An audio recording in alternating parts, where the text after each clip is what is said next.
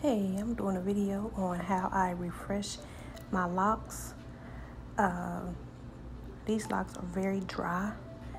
They've been up under my do-rag for probably a few days. I know I hadn't put any moisture or anything on them. So what I'm starting to do, I got some, it's by SIM. It's the Jamaican Black castor oil water. I just spray that all over my hair. Kind of separate a little bit. Not drench it wet, but just kind of something to just loosen up the locks. What I do when I'm not doing anything, I keep my hair up under the do-rag so my hair can have just a, not so much frizz on it. So as you can see, I made my locks smaller. I had started off with the coils, and I didn't like them. I didn't like just the way they looked. So I combed those out, and I got some mini twists installed. So what I'm doing, I'm going through. This braid hasn't locked yet, so I'm gonna go through and retwist it. That's one of the things about having fine hair. The braids doesn't stay, the twist doesn't stay all the way twisted up, which is part of the process. I've seen many people talk about how their braids or their locks or twists come unraveled.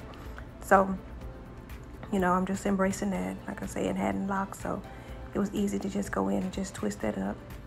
So next I'm adding some glycerin and rose water. I got this from Amazon for about $7, and it's really, really good. It leaves my hair soft, leaves my hair shiny. So yeah, just put that over there lightly. So they're already starting to come alive compared to what they look like when I took my bandana, my do-rag off. And it smells so good too. So I'm just going in, just kind of looking at it. Now this one right here is starting to lock, so I'm not gonna mess with it. So just kind of going and kind of separating them a little bit with my fingers. Kind of showing my part, accenting my part that I have in there. So yeah, so I just do this. Like I say, this is my first time really doing this to this set of twists, and I hadn't washed this set either, so they're looking kind of old, but I'm gonna try to hold off on the washing. Next, I'm about to add just a little bit of vitamin E oil, just enough, just to give a little more shine to my hair. Just rub that all over. Get my edges. My hair has grown a whole lot since I've been doing the styles. But I was in my first set for about a month.